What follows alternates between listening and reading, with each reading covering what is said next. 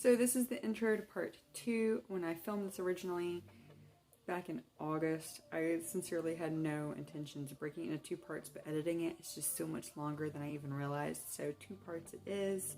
6 months of the empties, what was I thinking? And anyhow, I hope you enjoy it. And yeah. To get back to empties. 6 months of empties. Alright, so my final empties really to discuss here.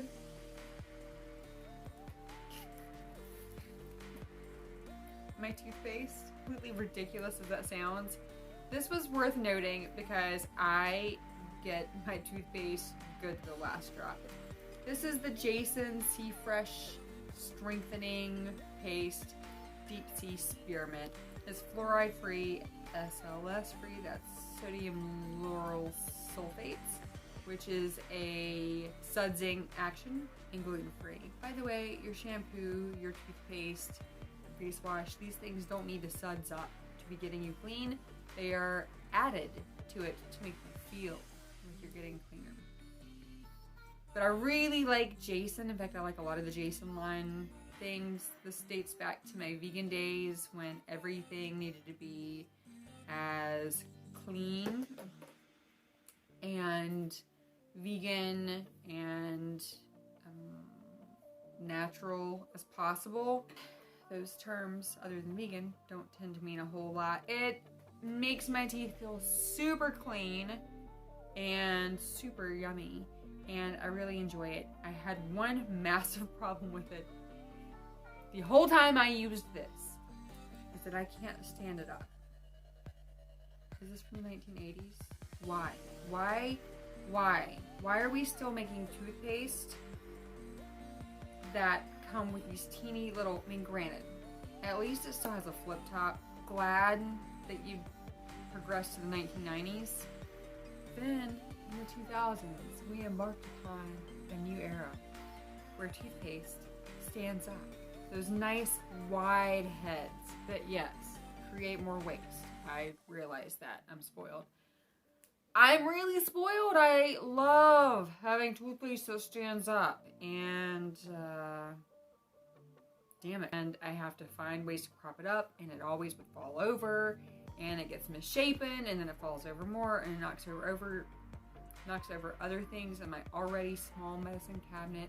And that alone was reason enough for me to go looking elsewhere for a new toothpaste.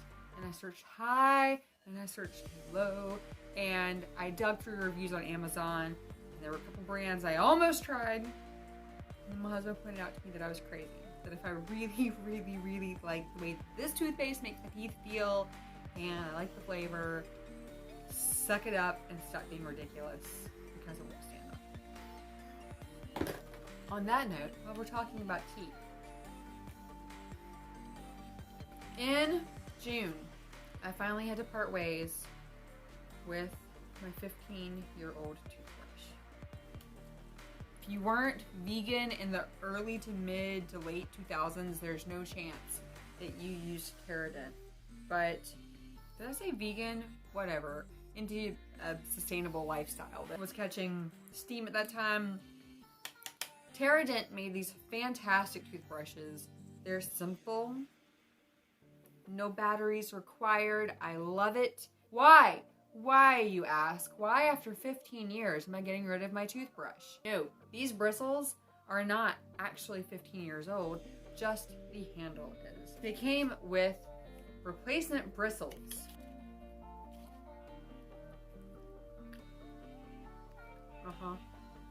Pretty. You get this little empty shell where the head goes, and voila! Again, 15 years old. And the only reason I'm getting rid of it is because I don't think that the company EcoDent, Pt.2 makes replacement heads anymore. I looked all over the internet. I'm pretty sure this is over. And I'm pretty sure I'm sad about it. Alright, now let's get ugly. So far, pretty much everything I've talked about has been things that I really like and that I definitely recommend to people. And now I'm gonna get a little nittier, a little grittier, and talk about things that I definitely don't recommend and will not be repurchasing. what in the actual heck? I bought these stinking Da Bomb bath fizzers from Costco. They were on clearance. I bought some for myself and I bought some for family members. This has the Glamour Bomb Vibrant Lemon Bath Fizzer with a fun surprise inside. The Party Bomb, a pineapple bath fizzer with a fun surprise inside. I don't know what I was expecting, what kind of fun surprise is going to be a bath bomb, and I didn't buy them for the fun surprise. The bath bomb itself was perfectly fine. It was a good bath bomb. I don't like bath bombs that are too oily because then my bathtub is disgusting and I just need a shower after my bath. Here's the part where I should know this is stupid. Watch carefully as those bombs dissolve because each one has a surprise inside. Perfect for adults and kids alike. Everyone loves surprises. It had like a dumb heart-shaped eraser inside that very ugly and poorly had the word love in it. It's just perfect for adults and kids alike. You know, I like to fancy myself pretty immature when it comes to toys and rinky-dinks, and that was so not up my alley. They're just corny. They're just really corny surprises inside that actually distracted from the bath bomb experience, and that was my problem with it. I keep forgetting to ask my mom if she used them or what she thought about them. I would not buy more of Da Bomb. Created by a pair of teenage sisterpreneurs. Well, good for them. I'm not faulting them. I'm not hating on them. It just wasn't. No, it just wasn't for me.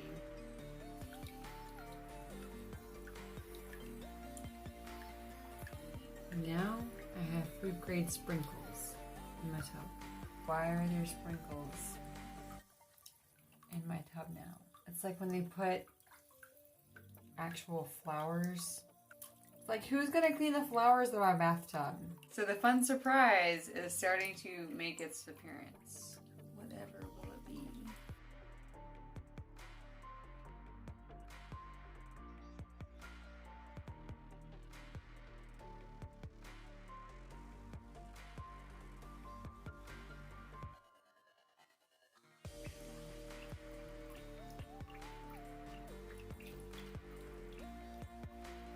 Surprise! You have a cheap, unethically made piece of Chinese plastic keychain. The keychain is already corroded.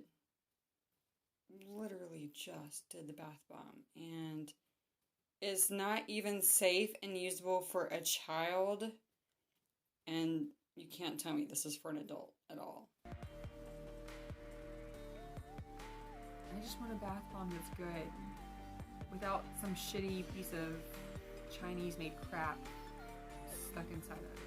You know, is that too much to ask for a bath? I guess so, when I paid $6 for it.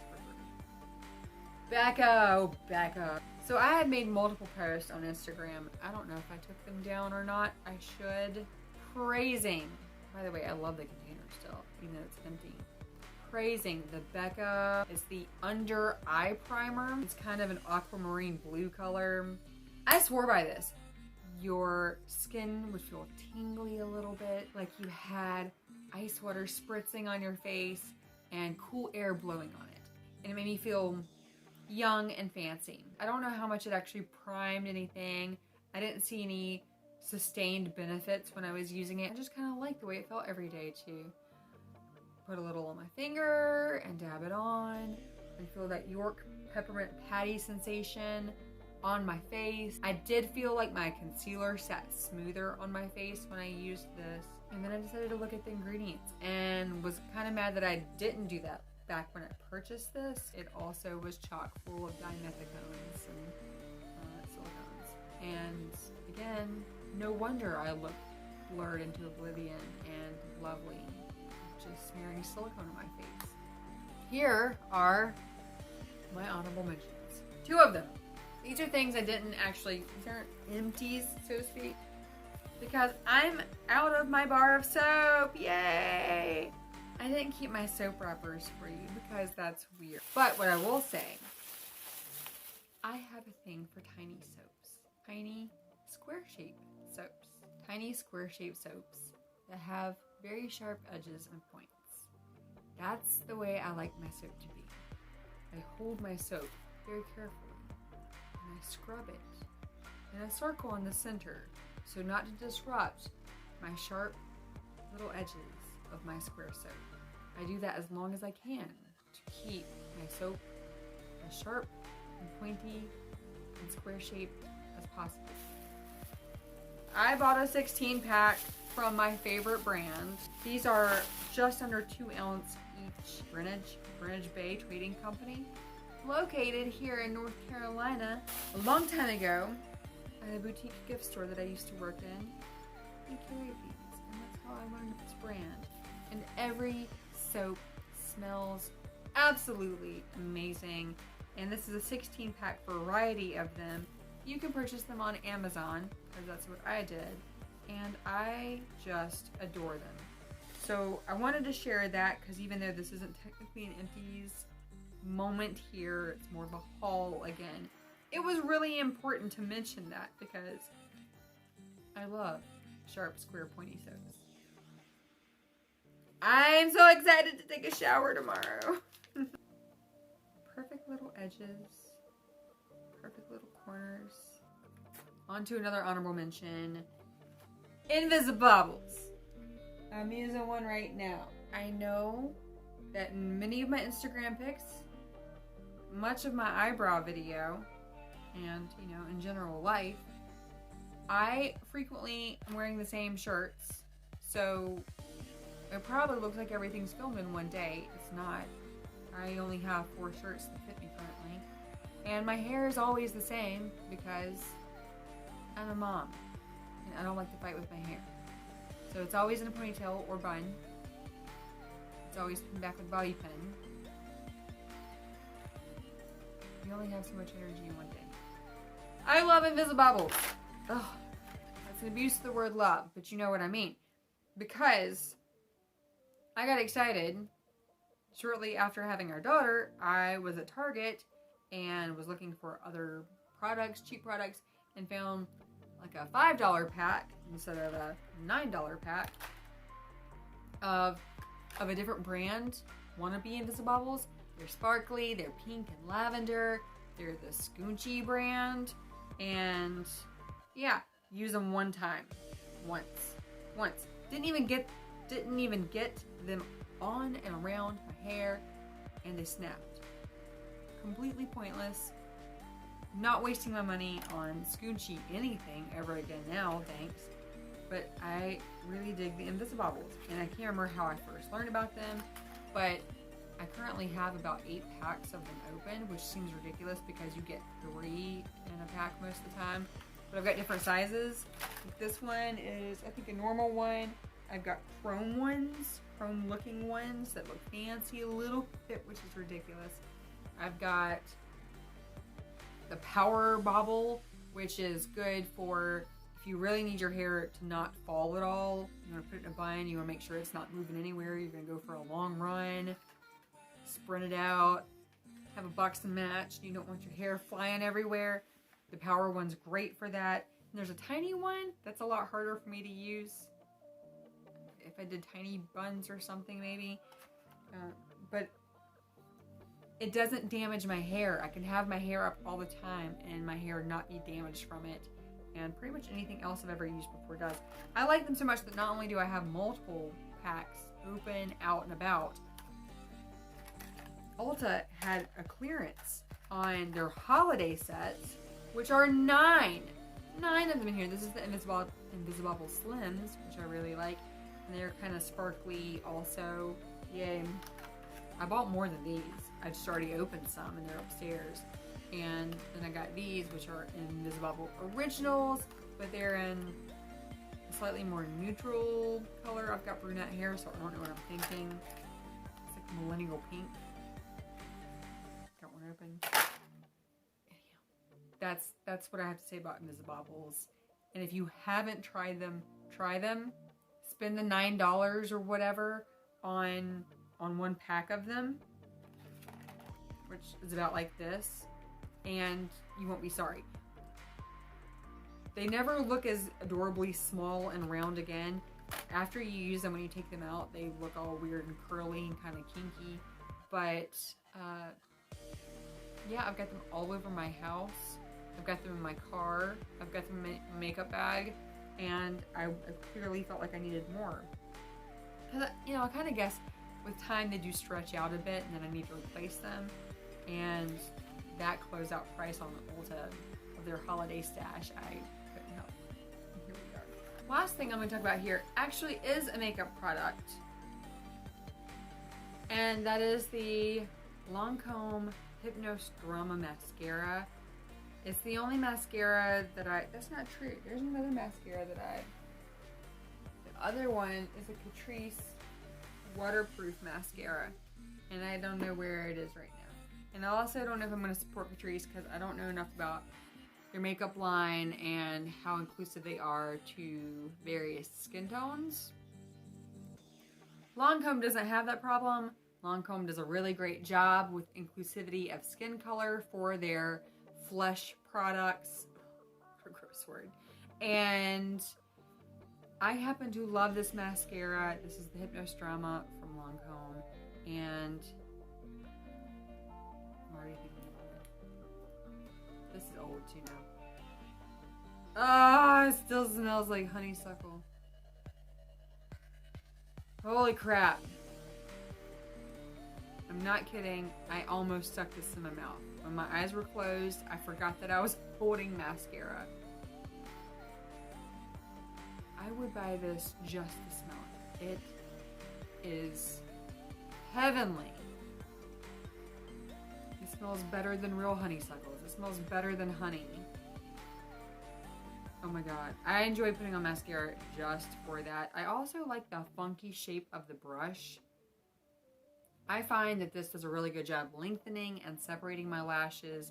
The mascara itself does get kind of clumpy. That tends to happen to me with most mascaras, but I have a separating wand that I use to go back afterward.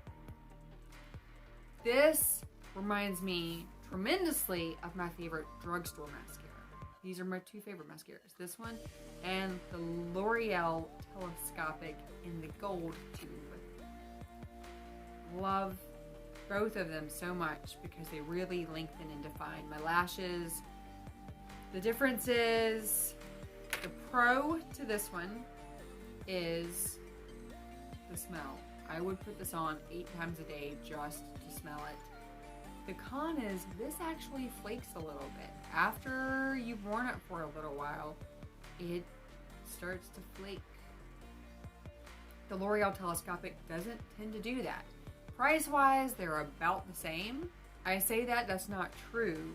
The L'Oreal Telescopic is $11. This is 20-something. However, Ulta runs sales on this a couple times a year where you can get them for about $12 or $11 for this. I don't know if I'm going to keep buying it though, because of course, after you put it on, it doesn't smell like honeysuckle. It only smells like honeysuckle as you are applying it. Damn, it smells so good though. I almost ate you again. So it's, not like a perfume.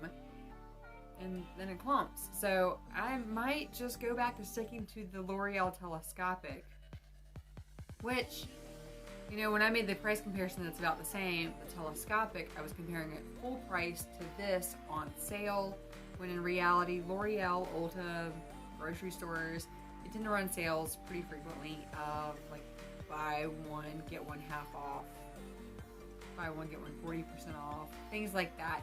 So you could actually still score the L'Oreal Telescopic for about between $6 and $8.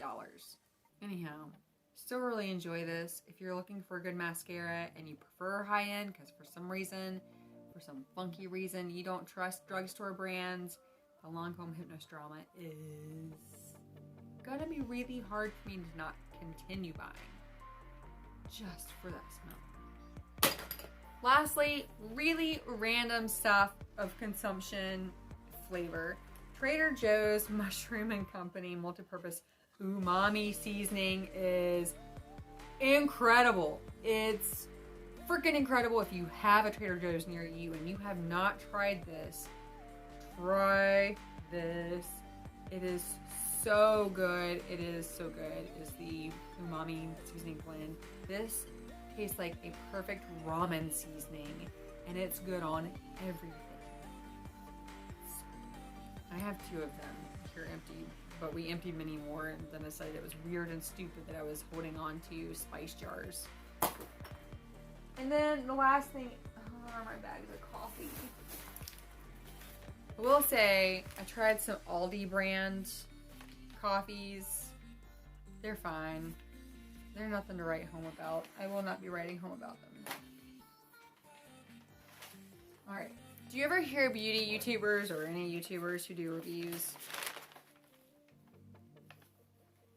talk about they're telling you something that they kind of have thought about not telling you about because they kind of like having that secret for themselves, what it is that's so good?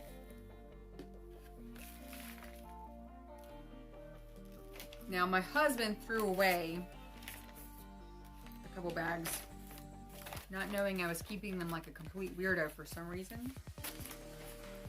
1, 2, 3, 4, 5, 6. 6 bags that are 2.5 pounds each.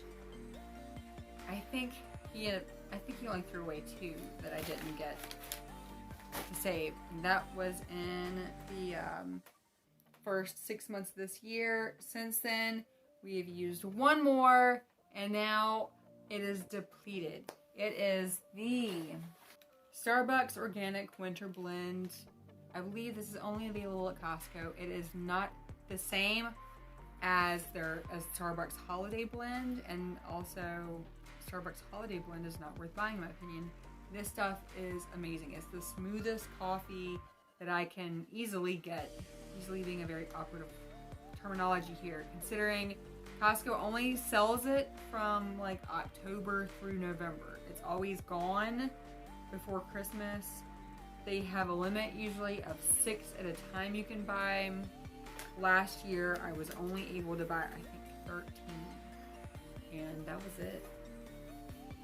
That was it. Next time I went, they didn't have them anymore, and I was sad. So I have to make them last, and the only way to make them last as long as I do is to occasionally mix in other types of coffee, not in the same craft, because don't taint what's amazing.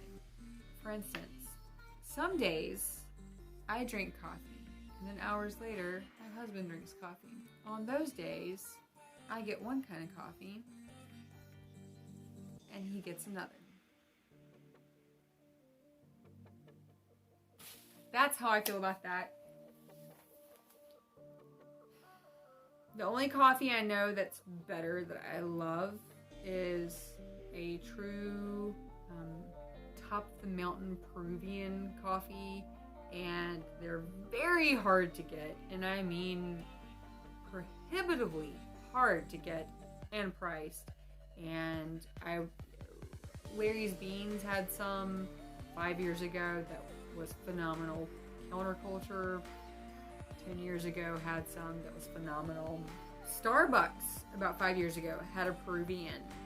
That was one of their signature ones. You had to go to one of their signature stores or whatever to get the reserve. It was one of their reserves. You could only get it for about a month.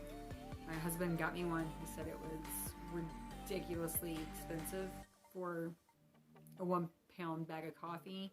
It was so good, and they've never made it again. So I don't know why it's so hard to get. Now when you find stuff that is Peruvian, it's usually from the base of the mountains of Peru. You did not ask for a coffee history lesson. So I'm not going to continue this conversation and bore you further. But another thing to remember is that blends are not the same from one season to the next necessarily, because it's a blend. So what they choose to put in a winter blend one year may not be the same as what they put in the next year, though the last 2 or 3 years have been very consistent for me. But now I have problems with Starbucks and how they handled Black Lives Matter and how they handled allowing their employees to wear Black Lives Matter apparel and flair. And by that I mean they didn't allow their employees to until there was major kickback about it. And it turns out they weren't allowing their employees to wear any because Starbucks was in the process of making their own. So you couldn't wear anything supporting Black Lives Matter until Starbucks could capitalize on it. So that's it. That's my empties. And you know, over the course of those 6 months when I was collecting stuff, I'll be honest, I was really excited to shoot this video. I thought this was going to be really interesting. I thought there'd be a lot more that I collected. I thought there'd be a lot more interesting things that I ran out of. Even if I'd had a bunch of makeup products in this video, the reality is this was really sort of boring for me. And hopefully it was not boring for you. If anyone made it this far, then I'm kind of in love with you for being willing to sleep through this video, listening to my voice, or because you actually did find it interesting. Like I said at the beginning of this was a one-time venture for me. I may find another variation for it that works for me, but an actual empties video, whether it's for 1 month, 6 months, or a year, it's not like a cup of tea of how to film. But again, I think it's really important when people talk about their holy grails or what their favorite products are and things they swear by. I think it's important for them to be able to back up what they're saying. That's the perk for me, is I knew that a 6-month empties video would definitely be telling for me of what I like. If you're still hanging in here, I'm going to wrap it up. I love you. Most of all, God loves you. That's a really, really flipping hard thing to hear. For me, I definitely have days that I don't feel love. So if you're interested in lifestyle and spirit and beauty videos for the aging crowd, here I am. And I will talk to you again soon about something not empty. God bless you.